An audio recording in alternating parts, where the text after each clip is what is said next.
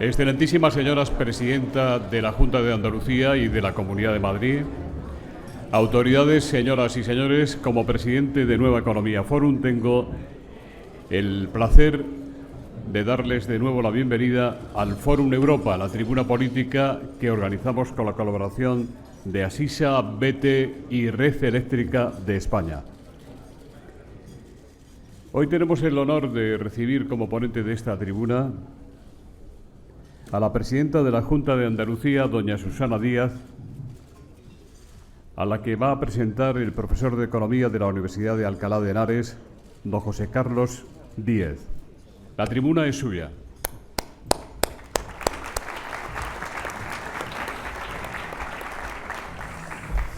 Muchas gracias, buenos días, un placer. Enhorabuena al Foro de Nueva Economía por traer a gente de fuera de Madrid. En Madrid tenemos una pequeña burbuja y para conocer España hace falta traer gente del territorio. Y para mí es un placer presentar a la presidenta de Andalucía. Yo soy de Palencia, de un pueblecito de los Campos de Castilla que enamoraron a Machado, pero mi historia es al revés. Mi abuelo, que era muy pobre, se tuvo que ir a Andalucía a hacer el servicio militar y estuvo en Jerez y trajo la cultura andaluza al pueblo, ¿no? En las fiestas del pueblo se bailaba la jota y las sevillanas, ¿no? Entonces yo voy a ser rigurosamente subjetivo porque soy un enamorado de Andalucía. Y tengo una excelente relación con la presidenta. Nos conocimos en el verano de 2013, un poquito antes de ser presidenta.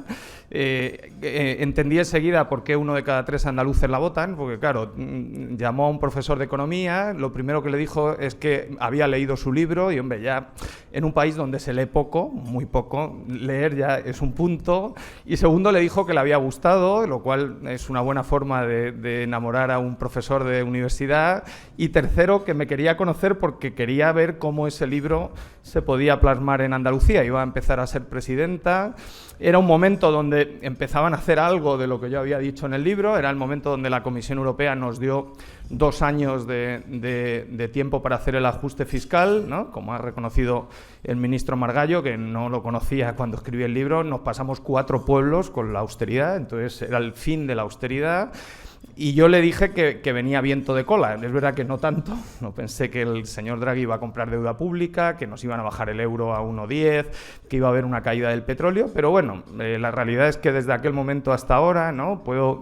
Era un momento malo para Andalucía, la tasa de paro era alta. Puedo decir aquí que la tasa de paro de Andalucía no es culpa de Susana Díaz. O sea, sé que hay algunos que están obsesionados, pero ella llegó justo en el suelo y desde ese momento aquí Andalucía ha creado 250.000 empleos. Eso supone 1 de cada 3 empleos que se han creado en España y eso supone, ¿no? Está la presidenta de Madrid aquí, el doble de empleos que ha creado Madrid, sin acritud, presidenta. Solo en toda Europa Alemania ha creado más empleos que Andalucía.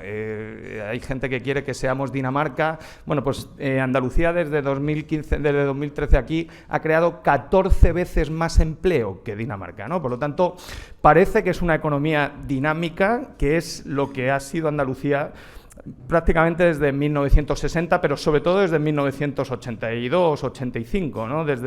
En el 85 era una economía principalmente agrícola. La herencia del franquismo fue la herencia de los santos inocentes. Era una economía con un 25% de analfabetos, con un 50% de gente que no había sido escolarizada. Bueno, en el año 85 Andalucía tenía 1,6 millones de empleos. 1 de cada 5 empleos trabajaba en el campo. Era una economía atrasada, agrícola. Desde el 85 aquí, Andalucía ha crecido el empleo un 75%. O sea que es una economía dinámica. ¿Cuál es el problema? Que sigue teniendo una alta tasa de paro, aunque ha bajado significativamente. Era una economía de emigrantes, había 1 de cada 5 andaluces que había salido de Andalucía en el 75, ahora es una economía que atrae población, la población se ha mantenido en la crisis y es la única comunidad autónoma donde la población activa no ha caído, por eso en parte la tasa de paro está más alta. Y bueno, la opción que tenía la presidenta en ese escenario qué hacer, había tres modelos o tres caminos para elegir.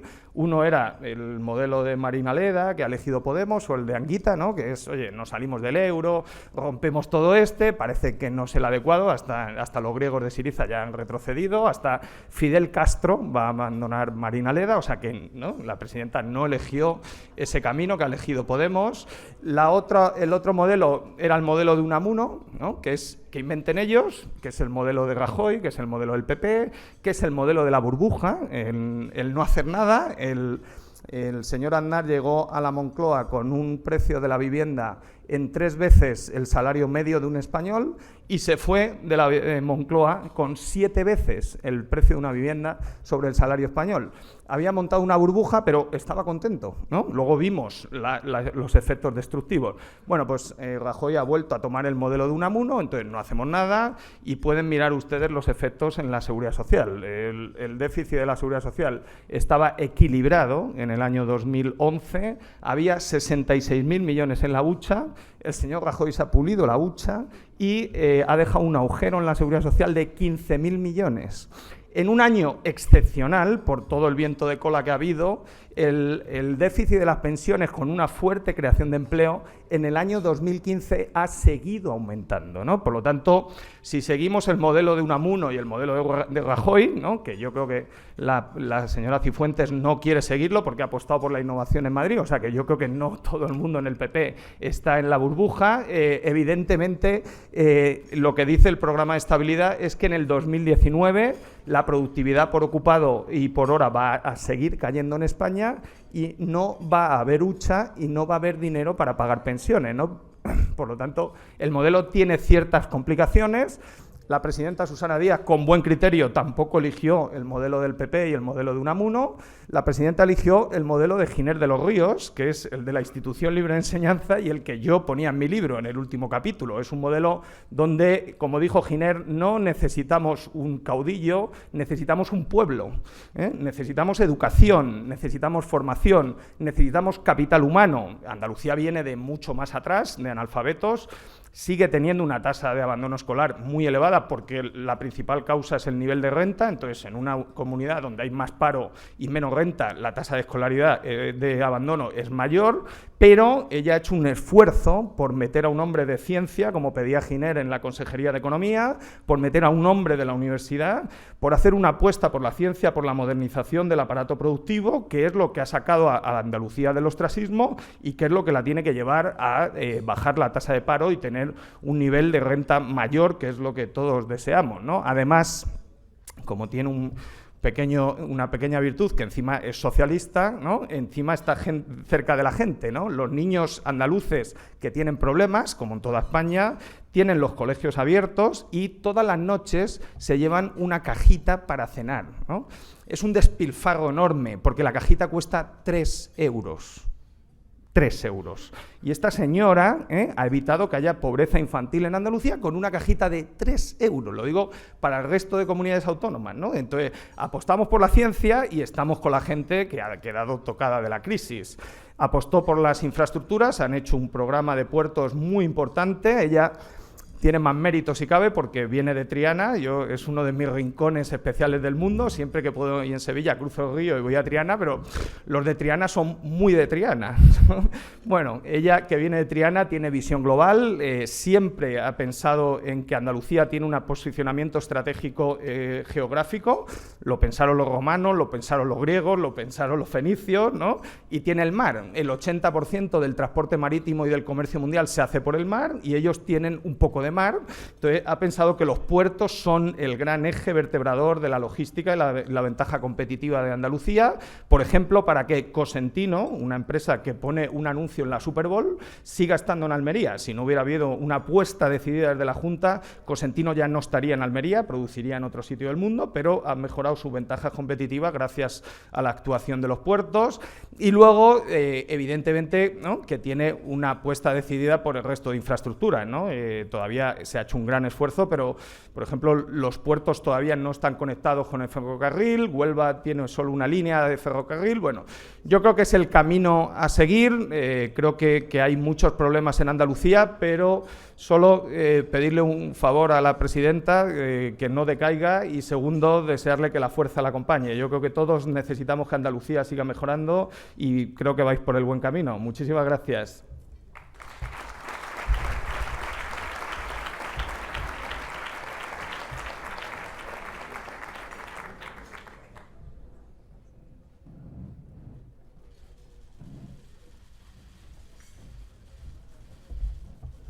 Bueno, buenos días a todos y a todas por su presencia. En primer lugar, tengo que agradecer el cariño y la amistad de José Carlos Díez. Y es verdad, nos conocimos hace casi ya 3 años y en estos 3 años lo he sentido muy cerca y sobre todo tenía una virtud, que tenía próxima el consejo y la amistad de quien creo que con mucho rigor, pero también con mucha claridad y de manera pedagógica explicaba para el gran público las consecuencias y las circunstancias que nos estaban lastrando y llevando a vivir una de las crisis económicas más brutales que hemos conocido en estos 2 últimos siglos. Y yo creo que eso siempre es una ventaja y aparte tiene un cariño enorme, como han podido comprobar y como se desprende de sus palabras. Podría dar las gracias también a muchos de los que hoy están aquí y las centraré mi compañero y amigo Rafael Escuredo, que ha sido otra de las personas que más apoyo, sosiego, tranquilidad y buenos consejos me ha dado desde la atalaya que da la experiencia de los años y de haber vivido circunstancias muy difíciles como las que vive en estos momentos nuestro país. En la persona de Rafael, como digo, quiero agradecer a todos su presencia hoy aquí. Y gracias, José Luis, por darme la oportunidad. Hace 2 años, algo más de 2 años, que no vengo por un foro de la capital de España, que no participo en un desayuno de este tipo, porque entendía que eran otras las circunstancias y las tareas que en ese momento requerían de mi tiempo. Pero creo que con lo que está pasando en España, con las circunstancias que está atravesando nuestro país, viviendo uno de los momentos más convulsos, más difíciles e inéditos de nuestra democracia, tenemos todos una responsabilidad, que es romper nuestro silencio y aportar nuestro granito de arena en un momento en el que el país requiere lo mejor de nosotros mismos, generosidad y altura de mira. Y es por eso, por lo que hoy estoy aquí, como decía, casi 2 años, o algo más de 2 años, luego lo puntualizará José Luis, después de aquel primer foro. Y han pasado casi 5 meses, aunque últimamente todo el mundo habla de 4, son casi 5 meses. Lo que han pasado desde las elecciones generales, en las que, lamentablemente, no han servido para darle estabilidad a nuestro país. Y lo más importante, no han servido para darle un gobierno, que es el sentido último de un proceso democrático, decidir quién está en el gobierno y quién pasa a la oposición. Y, lamentablemente, se tendrán que volver a celebrar elecciones. Y aunque es cierto que esa es una solución, yo no considero que sea la mejor solución. No comparto tampoco, en modo alguno, aquellos que dicen que no hay que tener miedo a que se celebren unas nuevas elecciones. Miedo no, desde luego, pero es evidente que no es el mejor camino y lo que parece que hemos decidido entre todos es que los ciudadanos esta vez nos lo pongan más fácil y seamos capaces de entender cuál fue el mandato que nos dieron en las urnas. Los políticos, en general todos, y yo me incluyo, solemos pedir confianza. Muchas veces pedimos confianza, pero hay algo mucho más importante que pedir confianza, y es dar confianza a los ciudadanos. Y me temo que, lamentablemente, y discúlpenme la franqueza, no hemos dado muchos motivos a los ciudadanos de cara a la próxima celebración de elecciones, de que estemos en condiciones, después del 26 de junio, de ser más generosos, de ser más diligentes y de estar a la altura de lo que este país necesita. Y tendremos que confiar en que los españoles son sabios y que, a pesar de llevarlos de nuevo, como decía, a las urnas, esta vez sí depositen su confianza con claridad. Como ustedes comprenderán, yo tengo mi opinión de lo que ha pasado a partir del 20 de diciembre en nuestro país, y pienso que además mi partido ha sido el que ha buscado con mayor interés, con más generosidad y con más ahínco una salida. Y que si eso no ha sido posible y no ha podido darle un gobierno a este país, al menos sí ha sido posible iniciar el procedimiento constitucional. Y no ha sido posible por algo evidente: faltaban apoyos parlamentarios. Y ante eso no era posible llevar a cabo, constituir un gobierno. Pero nadie puede dudar del interés que ha puesto. Otros ni siquiera han tenido ese interés en procurarle un gobierno a nuestro país. En todo caso, esa es mi opinión, de parte, como yo lo veo y como yo lo siento. Y dicen que las opiniones son libres y son los hechos los que son sagrados. Y entre esos hechos sí es evidente que ha fallado lo principal, lo esencial en unas elecciones. Y es que se forme un gobierno y que al final tengamos que repetir el procedimiento, en este caso democrático. En realidad, hay tres elementos que creo que todos coincidiremos. En primer lugar, que era legítimo que el Partido Popular, que ganó las elecciones, intentase formar el gobierno, y no lo hizo. En segundo lugar, que ante la incomparecencia de quien ganó las elecciones, la segunda fuerza política, en este caso mi partido, intentara darle a este país ese gobierno, y hacerlo además desde una perspectiva de que representa las políticas, las ideas y los valores que están en las antípodas del Partido Popular, y que no fue posible, como digo, porque le faltó apoyo parlamentario. Y en tercer lugar, es comprensible también y legítimo que otras fuerzas políticas como Podemos, Ciudadanos, Izquierda Unida quisieran tener presencia en el Gobierno de España acorde con la representación parlamentaria que le habían dado las urnas. Y aunque le he dicho, ustedes comprenderán también que no coincido por igual con todos y no tengo la misma opinión de todas las fuerzas políticas, pero me parece que son legítimos, en este caso, los intereses de cada una de esas fuerzas políticas. Lo grave es cuando esos intereses particulares de cada una de las fuerzas políticas lo que en el fondo impiden es darle a una nación, a un país, lo que merece, y eso es un gobierno. Y lamentablemente esto sí lo hemos podido contemplar el conjunto de los ciudadanos.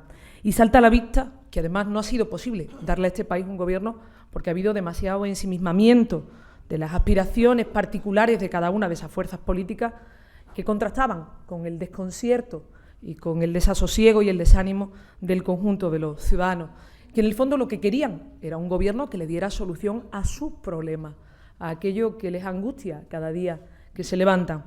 A menudo oigo decir que esto después del 26 de junio va a ser impensable, que no se puede volver a producir. No sé si será así, lo que sí creo que será muy nocivo si se volviese a producir. Y lamentablemente la realidad y la historia en Europa, en la Europa reciente, nos dice que no es impensable que se pueda volver a producir, que ha habido otros países en los que ya ha pasado ese largo periodo de incertidumbre y de inestabilidad, y que España no está vacunada para algo similar. Ningún país lo está. Aún así, yo no daría por perdido, estos 5 meses, 6 serán cuando vayamos a las elecciones el 26 de junio, y espero que todos hayamos aprendido una lección, que quien cierra la puerta al diálogo y al acuerdo abre la puerta a la inestabilidad.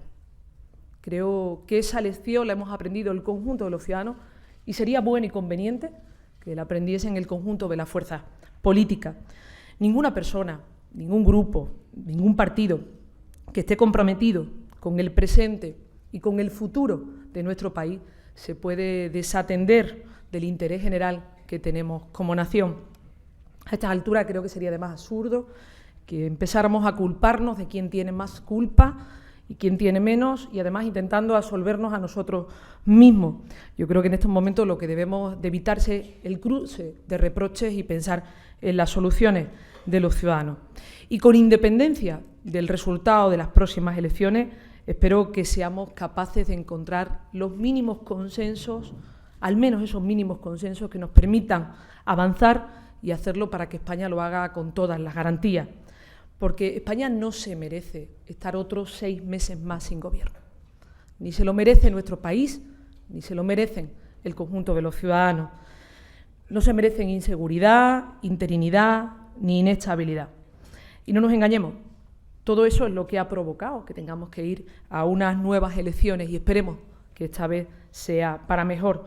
Para eso hace falta que todos, y yo me incluyo, seamos más generosos con nuestra tierra, seamos bastante más generosos con los ciudadanos y seamos más generosos con nuestro país, que le demos esa solución que requieren y le demos ese gobierno que permita un futuro mejor. En todo caso, lo que ha pasado en estos 4 o 5 meses, pasado está, y espero que seamos capaces de pensar ahora en qué va a pasar los próximos 4 o 5 años y que hablemos de esos problemas que en estos momentos obsesionan, angustian a millones de ciudadanos, que son los temas que están sobre la mesa y de los que algunos quisiera hacer referencia en esta mañana. Hace unos días, la Fundación BBVA analizaba con claridad qué había sucedido en nuestro país en los últimos años de crisis y decía que los estratos más altos prácticamente ni habían notado la crisis económica. Poco, yo diría que nada, pero que en cambio más de 3 millones de españoles que formaban esa clase media trabajadora que daba cohesión social, de la que nos vanagloriábamos como país, esos habían sido expulsados hacia las capas más vulnerables.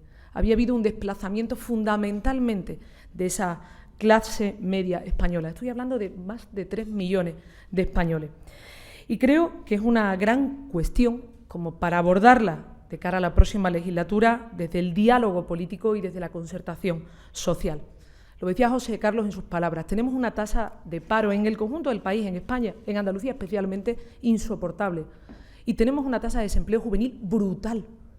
Ningún país se puede permitir el lujo de tener prácticamente a la mitad de sus jóvenes sin ningún tipo de actividad. Eso unido, como decía, al empobrecimiento de las amplias capas de la población es consecuencia directa de un modelo de relaciones laborales que se ha adoptado en la pasada legislatura, en la que se ha entendido que el empleo tiene que ser más precario, más barato y de mala calidad. Y eso, a pesar de que algunos han hablado del descenso del paro en los últimos meses, o incluso se ha dicho aquí, pero ese descenso del paro no podemos contemplarlo sin tener en cuenta que la población activa en nuestro país ha disminuido en torno a 620.000 personas, muchos de ellos que se han marchado fuera de España a buscar una oportunidad que no la tienen. Y hoy hay otra realidad, que hay gente que trabaja más horas y cobra menos, hay quien trabaja por horas y hay quien trabaja por horas y trabaja todo el día y cotiza solo por unas horas. Y eso nos ha llevado o nos ha traído un fenómeno que es el de los trabajadores pobres en nuestro país, algo que hacía años que en España había desaparecido y que vuelve de nuevo a aparecer como un fenómeno, y no un fenómeno minoritario, sino como un fenómeno grande, que afecta a muchísima gente. Y yo muchas veces me pregunto, si España tiene ya hoy la riqueza, nuestro PIB es similar al del año 2010, ¿por qué el conjunto de los trabajadores en España en estos momentos recibe en torno a 30.000 millones de euros menos de lo que recibía en el año 2011? Es evidente que ha habido un empobrecimiento del conjunto de los trabajadores. Y lo que es peor, alguien de los que estamos hoy aquí en esta sala puede creer que con 300 o 400 euros al mes se puede sacar una familia adelante. Que con 300 o 400 euros al mes, que es lo que entra en muchos hogares, se puede llevar una vida con dignidad y se puede encontrar el sentido último del empleo, que es el de la dignidad y el del horizonte de futuro. Es evidente que hay que revertir esta situación. Y es evidente que hay que alcanzar un gran acuerdo social, nacional, que haga posible que se movilicen todos los recursos para generar empleo y que sea un empleo de calidad. Porque, desde luego, yo no voy a compartir nunca que la estabilidad y la dignidad del empleo sean cosas del siglo XIX. Creo que es algo que compartirán la inmensa mayoría de los ciudadanos y que tiene que estar en el ADN de cualquier sociedad inclusiva y avanzada. Y hablamos de nuestros jóvenes, es cierto, pero también hablamos de nuestros mayores, de quienes están ya en la edad de jubilación, quienes están próximos a jubilarse, que esta situación en el mercado laboral les genera incertidumbre, porque sin empleo digno, sin salarios dignos, es complicado que tengamos también pensiones dignas. Y tenemos que recordar que este país tiene 8,5 millones de pensionistas.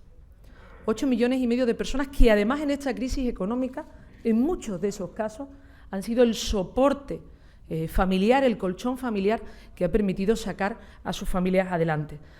No han sido pocos los hogares, y lo saben bien, que la principal fuente de ingresos, y en muchos casos la única que tenían eran las pensiones de nuestros mayores. ¿Y qué ha pasado en estos años con las pensiones? Pues fundamentalmente han pasado 3 cosas.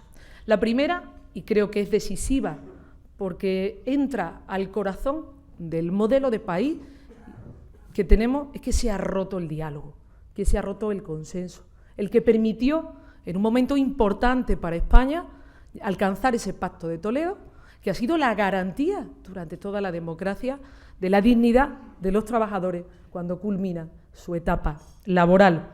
Se ha roto, como decía, ese consenso y ese diálogo. En segundo lugar, que se ha producido una congelación efectiva de las pensiones.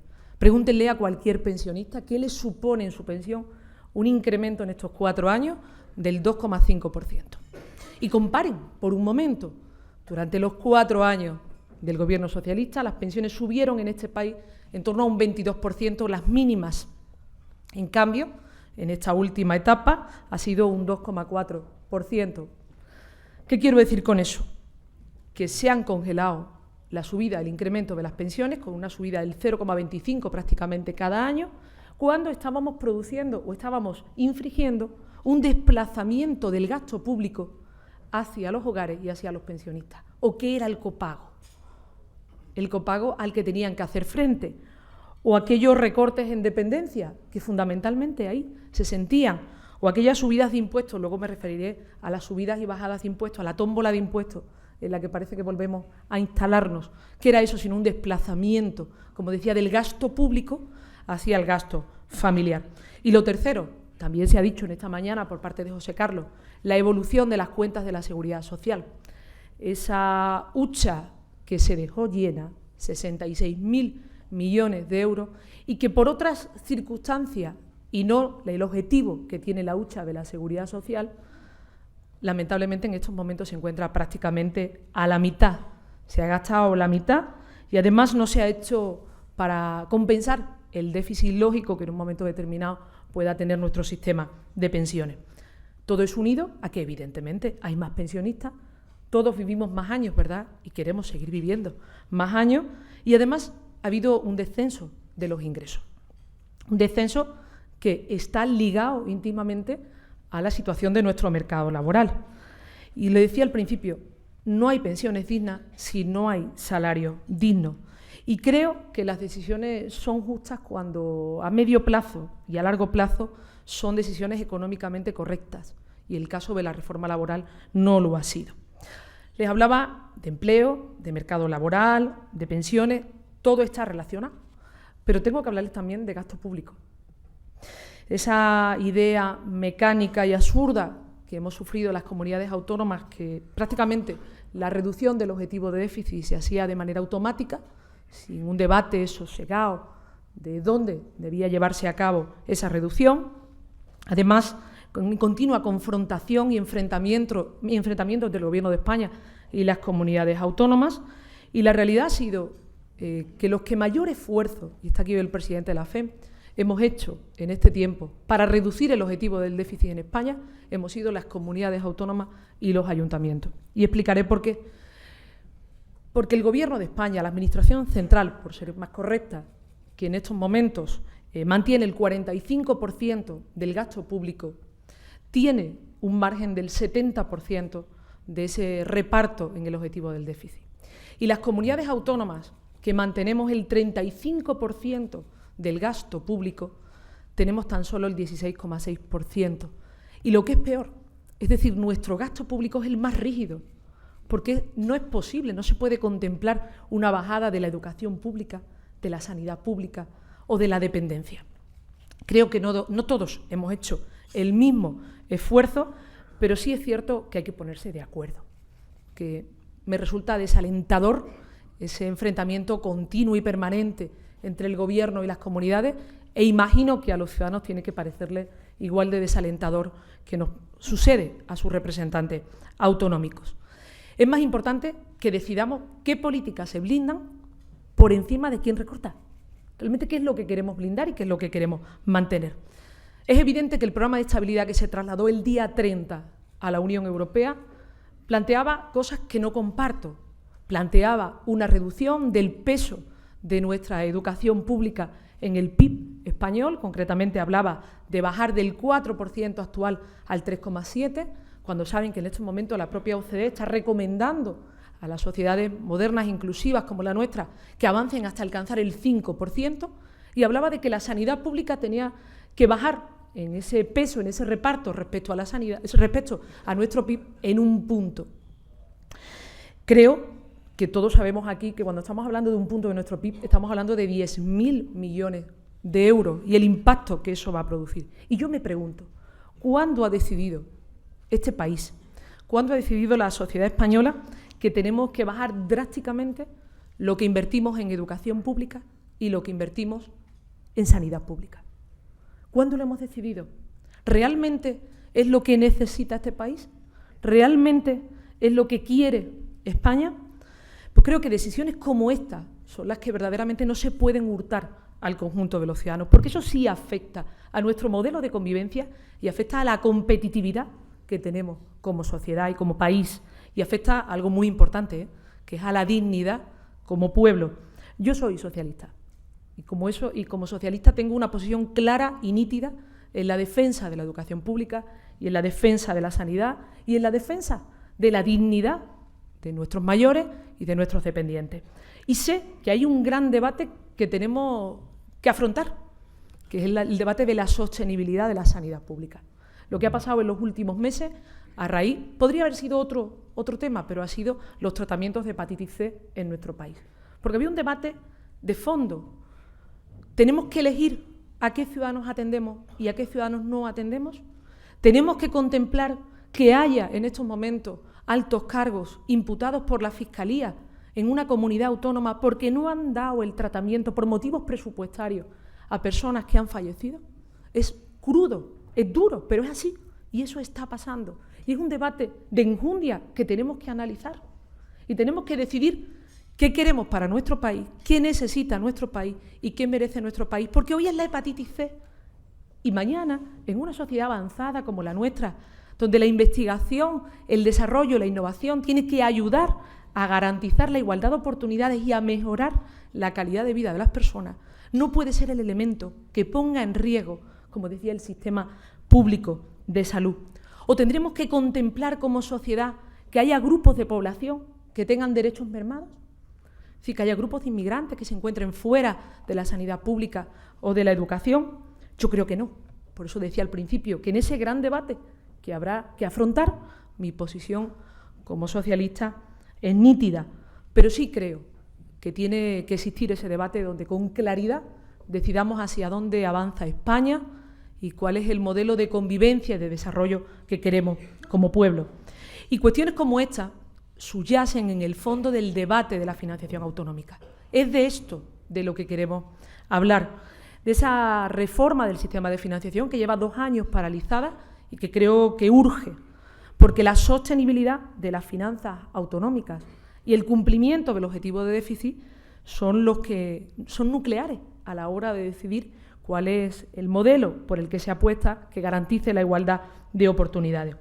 Y como presidenta de Andalucía, lógicamente voy a defender los intereses de mi tierra. Hoy podría abrumar dando datos, explicando por qué creo que Andalucía está mal financiada, por qué creo que Andalucía el sistema ha sido lesivo para los intereses, no solo la redacción del modelo, sino también la aplicación del mismo. Y seguramente otras comunidades autónomas podrían hacer lo mismo. Pero esto no se trata de un reparto de una tarta para saber cuánto le corresponden a unos y a otros, ni siquiera de quién recibe el dinero, sino para qué, a qué se destina esa financiación y qué queremos blindar y sostener con esa financiación. Y cuando decidamos qué, entonces será mucho más fácil ver quién tiene que recibir ese dinero.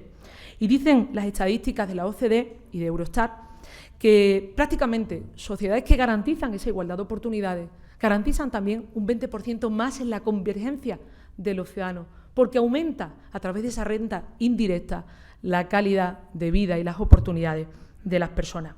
Y creo que de esto es de lo que nos quieren escuchar hablar los ciudadanos, no de si las papeletas van juntas, van separadas en el mismo sobre con membrete o colorines. Creo que esto realmente es lo que esperan los ciudadanos, escucharnos en esta próxima campaña y en los días que quedan hasta el 26 de junio. Y saber con qué espíritu vamos a afrontar temas tan complejos como la distribución de nuestros gastos y de nuestros ingresos. Y creo que respecto a estos últimos, a los ingresos, nadie duda de que España necesita una reforma fiscal. Miren, a mí me preocupa muchísimo la tómbola fiscal. Me preocupa muchísimo que esta mañana nos levantásemos con un medio internacional hablando de si en España se van a bajar o no los impuestos, que casualmente, desgraciadamente, en los últimos 6-7 meses, este tipo de noticias ha aparecido días antes de una campaña electoral y nos ha traído consecuencias malas como país frente a la Unión Europea. ¿Qué imagen da España? En un momento donde se está cuestionando si tenemos que ser sancionados o no, de si hemos cumplido o no con nuestro objetivo de déficit, que hemos negociado, cosas que también discrepo, de la cadencia de 1 año que defendía al Guindos, yo defendía la cadencia de 2 años, porque vamos a apretarle las tuercas a los ciudadanos si este país necesita oxígeno. Pero cuando estamos en un debate de esa importancia y está en juego el nombre de España, creo que no es serio que haya un anuncio como el que hemos tenido por urgencia electoral de un presidente del Gobierno sin pensar en el daño que provoca para la imagen de un país.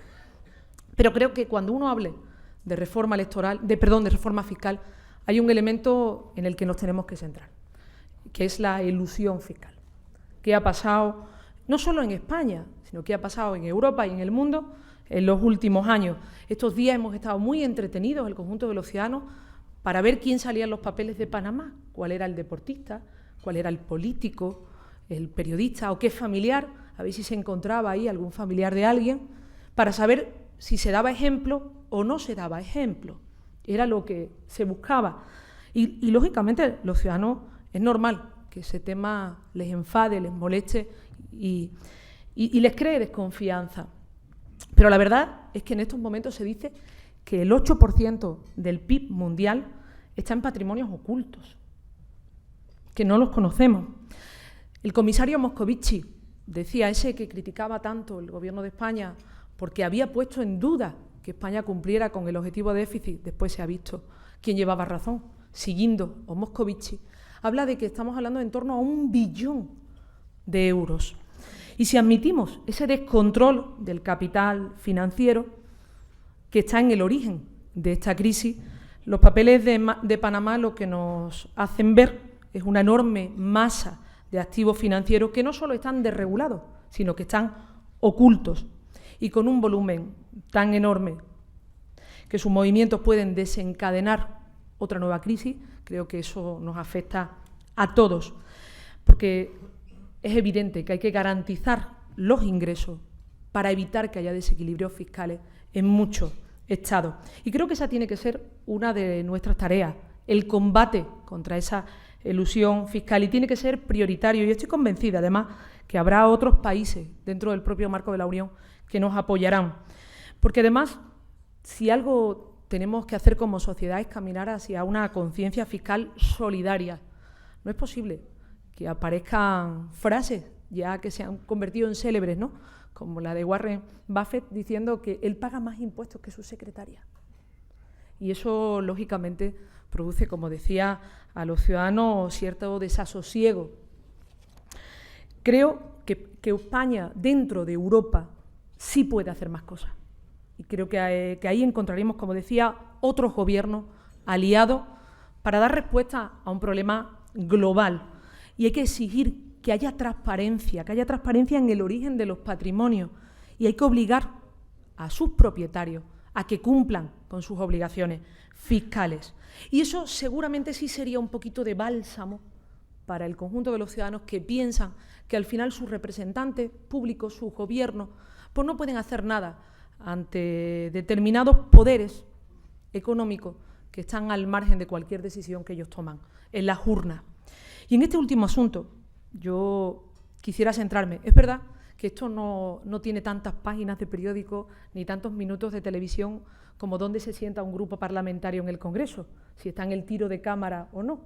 Hemos tenido muchos minutos hablando de la posición estratégica de algunos portavoces parlamentarios y poco de lo que está produciendo esa caída de los ingresos y que lamentablemente nos lleva a hacer ajustes indeseados. Pero ironías aparte, creo que España necesita estar presente en las decisiones que se toman en Europa, porque somos Europa y porque somos una parte importante de Europa. Y a mí me duele, como española, que cuando viene Obama aquí se reúna con Renzi, se reúna con Hollande, con Merkel, incluso con Cameron, y no se reúna con el presidente del gobierno de este país. Y además, mi presidente del gobierno y mi gobierno ni está ni se le espera. Y eso me duele profundamente como española. Y hay temas muy importantes, como el tema de los refugiados que estamos viendo estos días, donde hay que tenerlo en consideración unido a las corrientes migratorias que vienen del Mediterráneo, donde estamos totalmente ausentes hasta tal extremo que hemos guardado silencio ante un pacto de vergüenza, que era el pacto suscrito para dar respuesta a quienes están huyendo del terror, de la muerte, que cuál tiene que ser la desesperación para jugarse la vida y jugarte la vida de quienes más quieres en este mundo. Y ahí también hemos tenido una falta de iniciativa vergonzosa. El gobierno balbucea cuando se le pregunta, oiga, ¿por qué solo 18 inmigrantes, cuando España se ha comprometido a 17.000? Y balbucea y no contesta. Y cuando vengo hacia aquí, a Madrid, y veo el letrero ese de Welcome Refugees, me suena a sarcasmo. ¿A quién le estamos dando la bienvenida? Una cosa y la otra me resultan, de verdad, un verdadero insulto al conjunto de los ciudadanos que están sintiendo con dolor las imágenes de quienes huyen del terror y la muerte que a nosotros nos ha congelado ya en varias ocasiones en los últimos meses. Europa, el corazón de Europa. Hoy, gran parte de los conflictos, pero también de las oportunidades de Europa pasan por el Mediterráneo y pasan por España. Y España tiene un enclave ideal por su historia, por su geografía, por su cultura, por su peso demográfico. Y entiendan también que me duele muchísimo como andaluza y me preocupa como andaluza, porque Andalucía tiene también una posición geoestratégica en este nuevo espacio global. Y lo mismo puede decirse de otros asuntos. Hoy amanecíamos también con marcha con motivo del Tratado de Libre Comercio. Y en esto también, en España, brilla por ausencia que haya un debate, que haya información, que podamos analizar cuál es el horizonte y qué queremos hacer.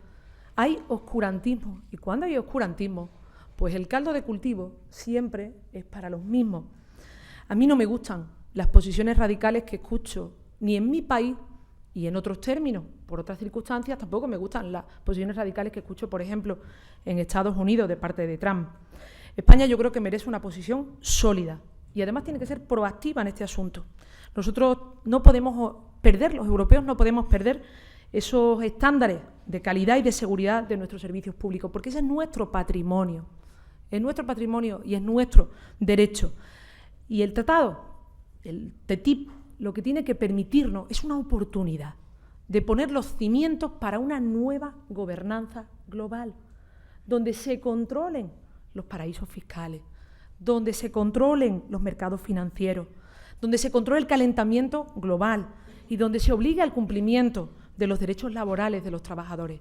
Creo que hay que convertirlo en una oportunidad para poner esos cimientos, esas raíces de una nueva gobernanza mundial.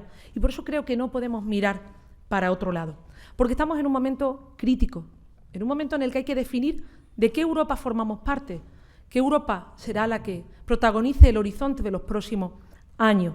Y ahí España tiene que tener una voz y tiene que defender el modelo por el que una vez nos incorporamos, creo que con ilusión y esperanza, a ese proyecto común de Europa, desde la libertad, la democracia y la justicia social. Y España lo tiene que hacer con liderazgo, de manera activa, comprometida con ese proyecto europeo, porque volvemos a tener dos fantasmas que son ya viejos conocidos de la Unión. Dos fantasmas que no es la primera vez que aparecen, pero que aparecen en momentos difíciles y complicados como este. El fantasma del populismo y el fantasma del nacionalismo. Fantasmas que en algunos casos adquieren forma antieuropea, de esos que dicen, nos va a ir mejor si nos vamos. Podemos ver casos en Reino Unido, en Gran Bretaña o en nuestro propio país. Podemos también ver aquellos otros que piensan que a España le va a ir mejor, que a Europa le va a ir mejor si no tiene inmigrantes. En el caso de Francia o en el caso de Hungría se ven ejemplos claros de partidos que defienden eso. Hay quienes defienden que el modelo es antipolítico. Oiga, nos va a ir mucho mejor si no hay políticos. Miremos a Italia, ahí lo encontramos con claridad. Y de otra manera, evidentemente, salvando las distancias, hay quien piensa que le va mejor desde la secesión de territorio, y eso también lo podemos encontrar en Reino Unido o en nuestro propio país. En realidad, más allá de las circunstancias de cada uno de los países miembros de la Unión, lo que es evidente que hay una causa común que nos une a todos, que es la falta de respuesta. La falta de respuesta a problemas que tienen los ciudadanos, que les angustia, que les asfixia y que es el caldo de cultivo perfecto para los populismos. O si no, ¿cómo entendemos la inmensa mayoría de los que estamos aquí, fuera de aquí, que vaya a ser Donald Trump candidato republicano? Y además que haya basado su campaña fundamentalmente en el miedo y en hablarle a los ciudadanos de cuáles son sus problemas reales de su vida cotidiana, sus salarios y su inseguridad. Y con razón, quienes se sienten perjudicados, quienes se sienten hundidos, mal, angustiados, pues buscan el cambio, aunque a veces el cambio no se sepa ni a dónde les conduce. Eso pasa en Estados Unidos, pero también pasa aquí en nuestro país. Y creo que todo eso hunde sus raíces en ese desplazamiento del que les hablaba al principio, de más de 3 millones de ciudadanos que eran esa clase media, trabajadora, como decía, que gozaba de servicios públicos, que tenía garantía de que su futuro, su esperanza de futuro iba a ser mejor que el pasado que les había tocado vivir. Y junto a eso hay dos elementos que también abonan ese caldo de cultivo, que es la corrupción y que es la cuestión territorial. En primer lugar, me centraré en la corrupción. Para acabar con la corrupción hay que querer acabar con ella. Hay que tener voluntad para hacerlo. Se pueden poner más jueces, más fiscales, más policías, más normas, más leyes, pero si no hay voluntad de acabar con la corrupción, no acabaremos con ella. Y creo que cuando los ciudadanos nos vean verdaderamente esa voluntad, su juicio moral variará y empezaremos a encontrar confianza en las instituciones. Y encontraremos también algo, que hoy hay muchos ciudadanos con alta capacitación profesional, intelectual, que huyen de acercarse a la política porque saben que automáticamente se convierten en sospechosos de algo. Y respecto a la cuestión territorial, creo que hay, permítanme, dos pinceladas. Primero, al traje le han saltado ya las costuras.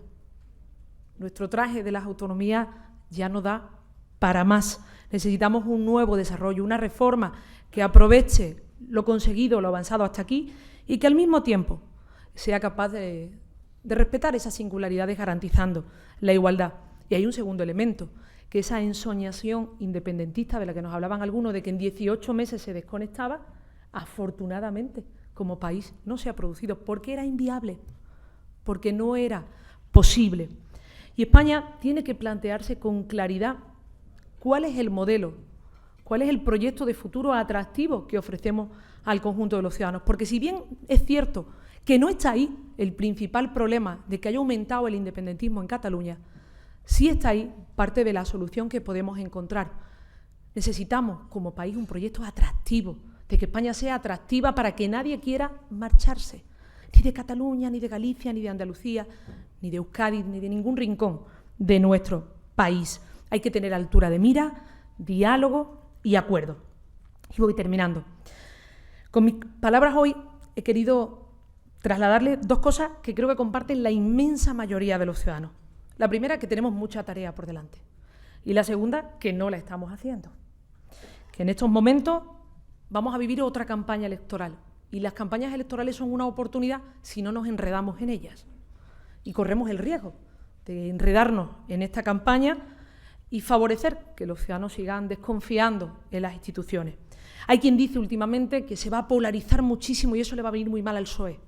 Eso va a ser muy negativo para el Partido Socialista. Yo no soy candidata en estas elecciones, pero me voy a dejar la piel para que gane el PSOE y para que Pedro Sánchez sea presidente.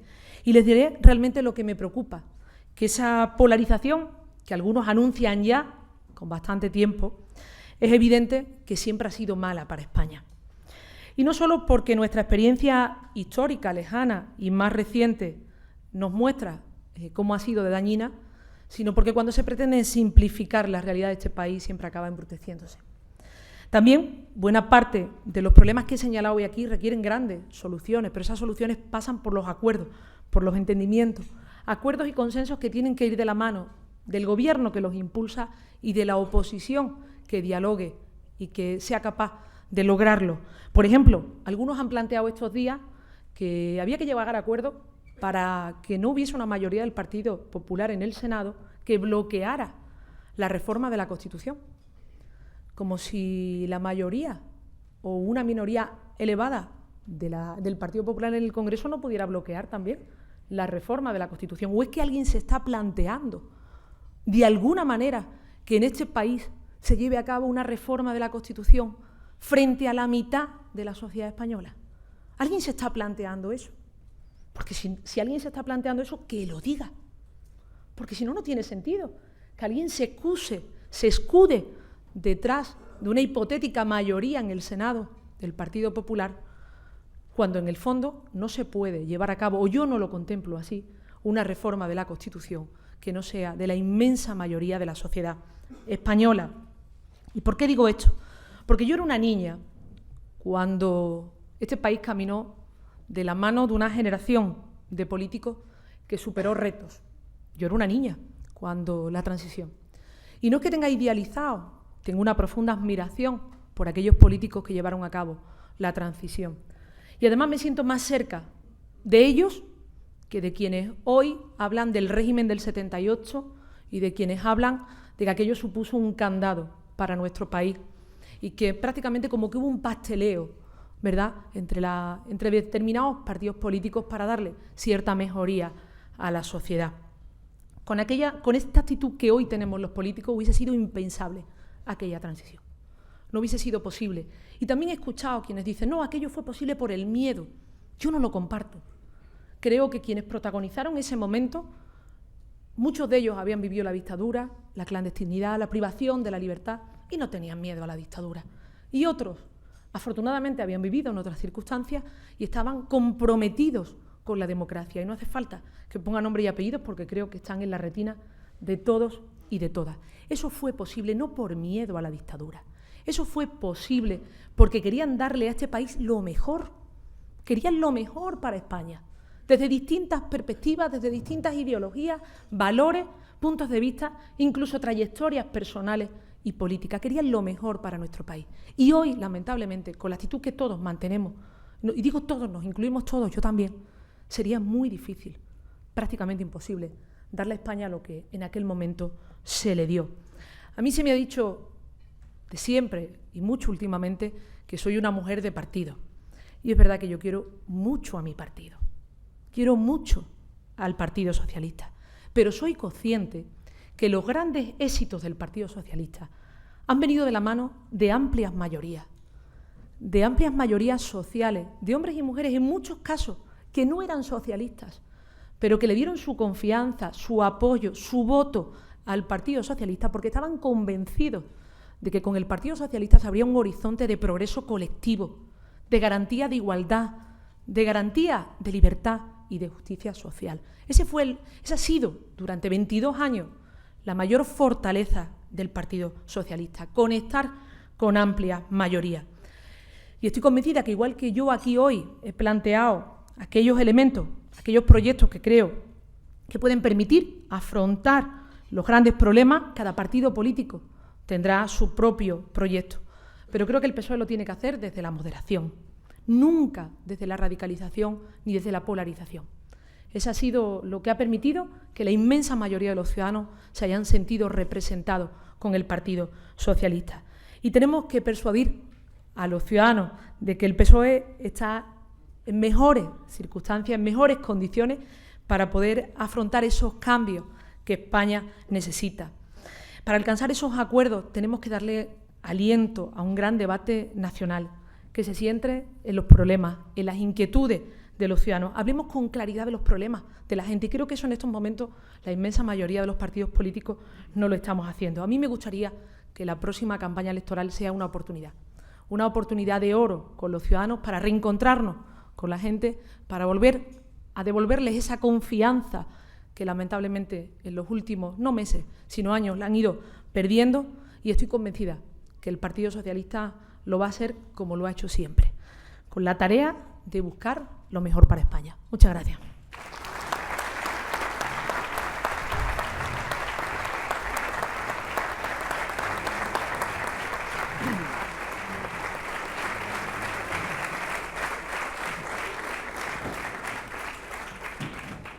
Muchas gracias, presidenta. Muchas gracias, José Carlos Díez, por la presentación. Pues empezamos con las preguntas. Usted ya se puede imaginar por dónde van muchas de ellas. Luis Calvo, de Tiempo, Ursúa Irastorza, de Radio Nacional de España, José María Rivas, de Servimedia, Juanma Romero, del Confidencial, Bárbara Ruiz, de Onda Cero, ¡qué sinergia! Irene Castro, del Diario.es, e Ivonne Uría, de Infolibre, le preguntan: muchas voces señalan que usted es más partidaria de la gran coalición que la actual dirección del PSOE. ¿Es así? También le preguntan: el PSOE no puede intentar formar gobierno en ningún caso si no gana las elecciones el 26 de junio. ¿Apoyaría usted una abstención de su partido para que gobierne el Partido Popular y evitar esa inestabilidad de la que ha hablado en su intervención? ¿Qué le parece que el presidente de Aragón no descarte negociar con el Partido Popular tras el 26J? Si el 26J se vuelven a repetir los mismos resultados electorales, PP y PSOE deberían hacer un esfuerzo por entenderse y evitar unas terceras elecciones. Bueno, yo creo que es difícil y complicado que pudiesen celebrarse unas terceras elecciones. Además, sería, si esto ha sido un fracaso como país, imagínense, lo decía antes, sería no nocivo, sería dramático como país. No es impensable, es posible, miremos al resto de Europa y es viable. Miren, yo lo que quiero es, cuanto antes, después del 26 de junio, poder asistir a la investidura de mi compañero Pedro Sánchez como presidente porque haya ganado las elecciones. Y como quiero que eso sea así, voy a pelear para que el PSOE gane las elecciones. Y quien esté contemplando otro escenario abre la puerta a no ganar las elecciones. Y yo esa puerta no la abro, ni la voy a abrir nunca.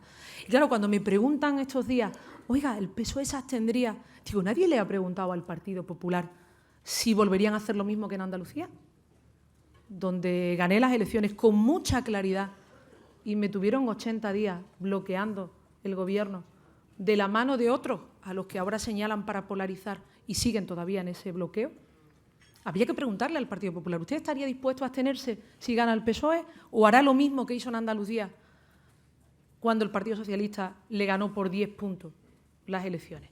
Y como yo no quiero que esta campaña se convierta en quién se hace la foto con quién o brinda en no sé qué plaza, quién va a pactar con quién y a qué se dedica cada partido, la trastienda, a mí lo que me gustaría es que esta campaña fuera de hablar de la gente, de hablar de los ciudadanos. Y yo solo contemplo eso.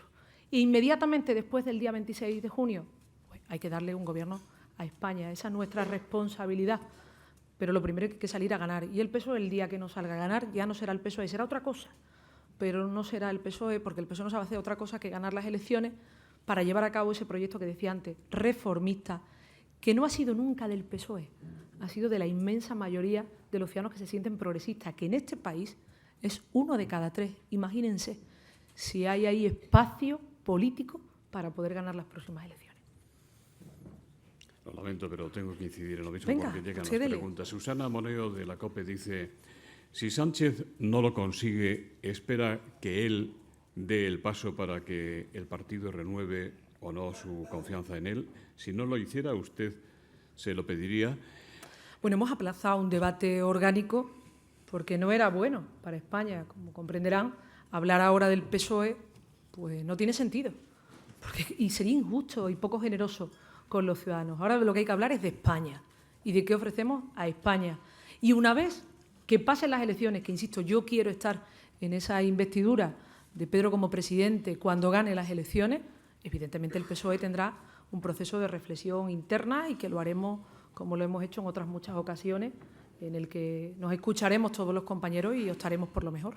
Es cierto, como dicen algunos, que los sectores del PSOE que están más a la izquierda que usted y que don Pedro Sánchez están ya buscando un candidato fuerte. ¿Para qué? No he entendido la pregunta, perdón. Para sustituir a don Pedro Sánchez. ¿Que Pedro Sánchez y yo estamos buscando un candidato? No. Eso es. Sí, Vamos es a cierto repetir. que algunos sectores del PSOE están buscando una tercera vía, más a la izquierda que ustedes.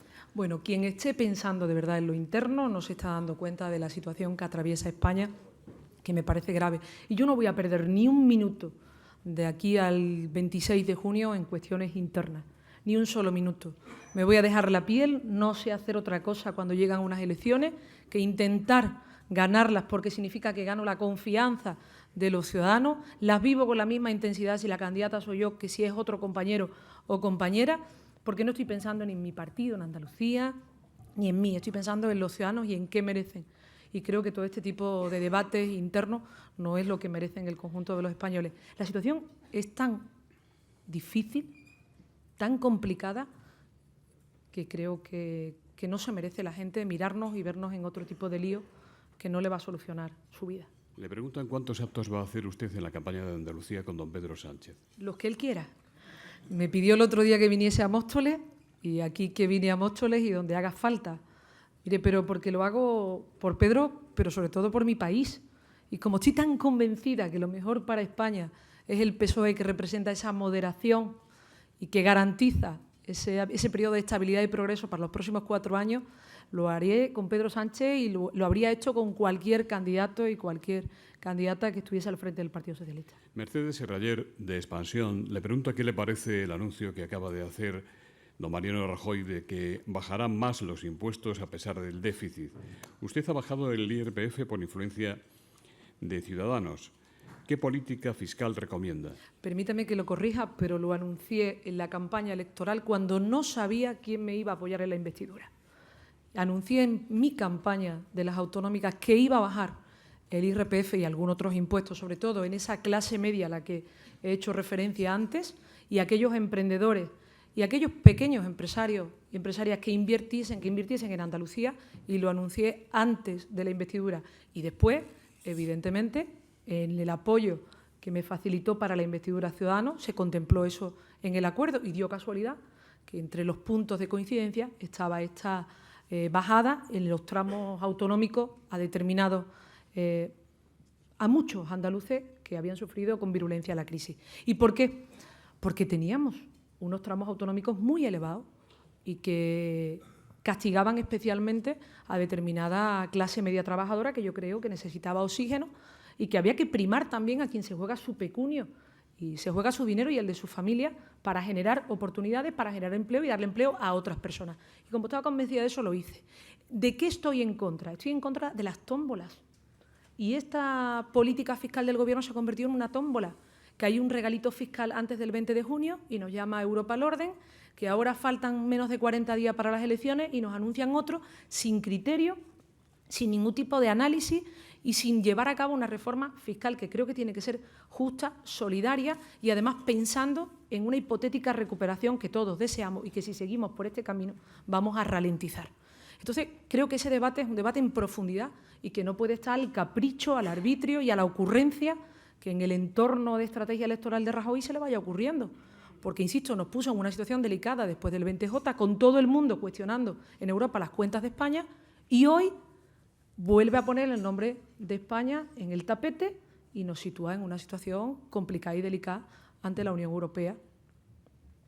Mariano Falcones le pregunta en qué argumentos basa usted sus críticas al Gobierno central y al Partido Popular por lo que consideran agravio comparativo con Andalucía en relación con el reparto de los fondos de la PAC, de la Política Agraria Comunitaria. En 2 elementos fundamentalmente. Uno, en el reparto de los fondos de desarrollo rural y el segundo, a la producción. Miren, por primera vez ha pasado algo que es realmente grave. Nunca se había tocado, nunca, los fondos que recibían aquellos productores, agricultores que ganaban menos de 5.000 euros al año. Menos de 5.000 euros al año ganan 208.000 andaluces en el campo. 208.000 andaluces que viven con menos de 5.000 euros al año y que se les ha resentido con un recorte del 16% esos ingresos. Y en segundo lugar, nuestros productores andaluces, fundamentalmente, por ejemplo, el cultivo del aceite, les pedimos que compitan en un mercado cada día más global y más exigente. Y lo van a tener que hacer en una situación de inferioridad con otros países. Por ejemplo, imagínese, Italia ha mantenido todas las ayudas al olivar, al aceite, todas. nosotros hemos reclamado al Gobierno de España que al menos mantenga las del olivar dependiente, el olivar de montaña, ese que es menos productivo y es mucho más difícil de sacar rentabilidad.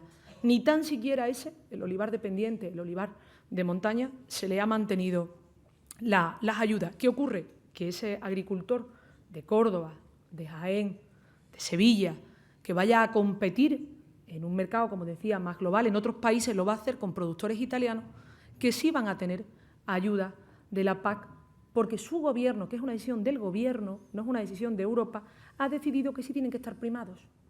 Y van a hacerlo, como decía, en una situación de inferioridad. Y creo que lo mínimo que pedimos todos es que nuestras empresas en general tengan el tamaño que tengan, ¿verdad?, compitan en igualdad de condiciones en el resto de los mercados, en el resto de países, con otras.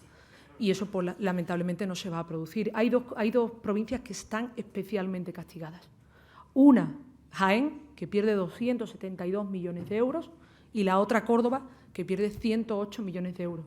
Piensen que en Andalucía 350.000 familias aproximadamente viven del olivar. Pues nada más ahí el tajazo que se le ha metido a estos andaluces es enorme.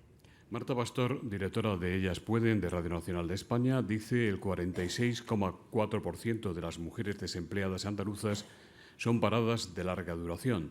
293.400 mujeres buscan empleo desde hace más de 2 años y no lo consiguen. ¿Qué propone usted que ya no haya hecho ante esta situación?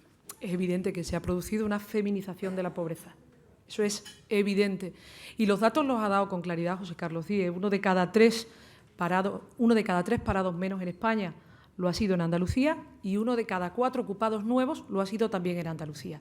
Pero ¿cuál es el factor por encima de todo que creo que aporta Andalucía a diferencia de España y de otras comunidades autónomas? Primero, un factor de estabilidad política. La estabilidad política favorece la inversión y favorece la confianza de los empresarios a la hora de invertir en Andalucía.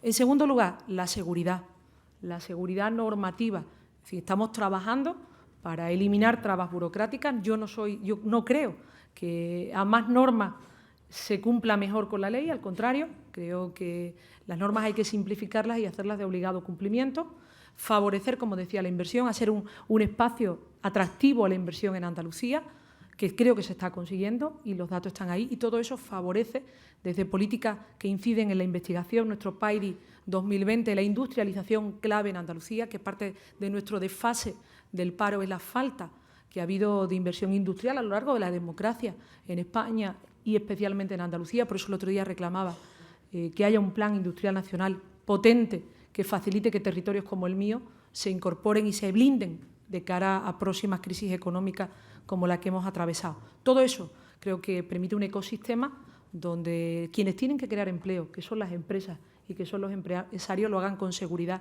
y con confianza en Andalucía, y los datos están ahí. Y paralelamente, fortalecer nuestro estado del bienestar con una educación pública de calidad, una sanidad pública de calidad, buenas infraestructuras, que eso es otro soporte atractivo para la inversión en nuestra tierra. Julián Díaz, de la Universidad Autónoma, dice: me ha parecido soberbia la idea de potenciar la red logística ferrocarril-puertos para aumentar la productividad de la economía andaluza y sacar los productos de la industria española hacia el mundo. ¿Puede ampliar esta idea? Sí, porque además nosotros, lo decía antes, tenemos una situación geoestratégica fundamental. Se habla poco últimamente de las rutas comerciales, nuestra situación, además frente al continente africano, pero también frente a Latinoamérica, incluso frente a las grandes rutas. Y Andalucía tiene una red potente de puertos, tiene uno de los principales puertos de Europa, el puerto de Algeciras, que creo que se ha enterado ya toda España y toda Europa, excepto el presidente del Gobierno, al que no dejo de pedirle ese ferrocarril que permita abaratar la logística en Algeciras, Bobadilla, y que siga manteniendo como competitivo el puerto de Algeciras. Nosotros tenemos una capacidad enorme de crecimiento. Son muchas las empresas que consideran que Andalucía está bien situada para ese tráfico comercial. Y creo que a eso hay que sacarle mucha rentabilidad. Por eso vamos a estar pendientes, lo hablé en su momento con el anterior presidente de la Comisión Europea, lo volveré a hablar con el actual y con el presidente del Gobierno que salga de las urnas, que Andalucía merece que tanto el corredor del Mediterráneo contemple el enlace hasta Almería y hasta Málaga, como que el ferrocarril Algeciras-Bobadilla sea una realidad. Y eso lo vamos a complementar nosotros con una apuesta, por ejemplo, por los puertos secos. El próximo día 3 lo haremos en el puerto seco de Antequera y con una red logística importante en Andalucía. Tenemos capacidad de crecer ahí y, por lo tanto, vamos a invertir en ello. Carlos Pérez, de la agencia EFE, e Inma Carretero, de la cadena SER. ¿Es coherente con el discurso electoral del PSOE contra Podemos que el PSC entre el Gobierno de Barcelona y el PSM esté en puertas de hacerlo en Madrid? ¿Tiene el PSOE una posición firme sobre Podemos, tan firme como usted? Bueno, mi responsabilidad acaba en Despeñaperro. Y fuera de Despeñaperro lo que doy es mi opinión para intentar ayudar y colaborar para que a España le vaya bien. Como creo que al PSOE nunca le va a ir bien si a España no le va bien, por eso a veces la contundencia en mis palabras a algunos les chirría, pero es aquello en lo que creo, lo que defiendo y lo que voy a defender siempre. Y mire, creo que Podemos tiene muchas almas. Le molesta al señor Iglesias cuando yo lo digo, pero tiene muchas almas. Y no todos los Podemos son iguales, no todos defienden lo mismo y no con todos se puede hablar o dialogar de la misma manera. Y lo que le he preguntado muchas veces en el seno de mi partido, y lo he dicho fuera, es que ¿con qué Podemos estamos hablando esta vez? ¿Qué Podemos se va a presentar a las elecciones? ¿Se va a presentar el Podemos que apoya a gobiernos progresistas, como en Castilla-La Mancha o como en Aragón? ¿O se va a presentar ese Podemos que reivindica la violencia, como el caso de Bódalo en Jaén, que después de pegarle a un concejal socialista lo comparaban con Miguel Hernández? ¿O ese Podemos que habla de hombre de paz cuando se refiere a Otegi? Por eso yo creo que son muchos Podemos distintos y el PSOE tiene también que analizar con quién se puede entender y con quién no. Y no tengo información, he leído en los últimos días que lo de Madrid no es así, pero no tengo información ni de las circunstancias que nos han llevado a entrar en el Gobierno de Barcelona, ni si hay una reflexión o no sobre el Gobierno de Madrid. Creo que aquí está la secretaria general de Madrid y al término los medios podrán preguntarle a ella. José María Triper, del Economista, dice ¿cómo interpreta la ausencia de representantes del PSA en el Gobierno en la sombra de Pedro Sánchez, en el grupo de expertos? El PSA no existe. Bueno, en el Partido Socialista Andaluz, Íñigo Aduri, de Cambio 16, también le pregunta sobre la ausencia ¿Por qué le digo en eso? el grupo de expertos. Porque últimamente he escuchado demasiado eso de que el PSOE podría acabar siendo un partido regionalista y cuando le he visto el desliz del PSA creo que ya está un poco Usted intoxicado tan oportuna. de ese rumor. Mire, el principal apoyo que tiene Pedro Sánchez es Andalucía y nada más que hay que mirarlo en los votos, ¿verdad que sí? Creo que es el principal apoyo. Ahora bien, la capacidad de decidir quiénes son quienes te acompañan, tus grupos, los hace, en este caso, el candidato, igual que yo, como presidenta, elijo mi gobierno y decido quiénes creo que son los hombres y mujeres más capacitados para abrir los mejores años de mi tierra. No tenga duda que de cara al 26 de junio y cuando se produzca esa investidura al ganar las elecciones, evidentemente el PSOE de Andalucía va a seguir siendo el principal apoyo. Y yo me atrevería a decirle hoy aquí que el próximo 26 de junio por la noche lo comprobarán, que donde más respaldo, apoyo encontrará el candidato socialista será en Andalucía, pero por algo, y no me lo imputo yo ni el Partido Socialista en Andalucía, sino porque allí han podido los ciudadanos contrastar dos proyectos. Han podido contrastar ese proyecto mayoritario, como le decía, de moderación, que representa la amplia mayoría de la sociedad, y han podido ver también en algún que otro ayuntamiento otro tipo de proyectos, más radicales a la derecha y más radicales a la izquierda. Y creo que eso ayuda muchísimo a que después los ciudadanos en la urna decidan qué camino quieren para España. Así que sea cual sea el equipo de trabajo de Pedro Sánchez, el grupo de expertos, el principal apoyo que va a tener va a ser Andalucía. Susana Gerán, de Europa Press, y Mar Arteaga, de Radio Televisión de Andalucía de Córdoba, dice a usted que está llamada a comparecer en la comisión de investidura de los cursos de formación. ¿Qué opinión le merece la ausencia de Fátima Báñez en la misma? ¿Qué valoración hace sobre la polémica por la negativa de la ministra de Empleo en funciones basada en argumentos jurídicos? Bueno, la excusa es débil, muy débil. No ha ido porque no le ha dado la gana. Sí, si hubiera querido.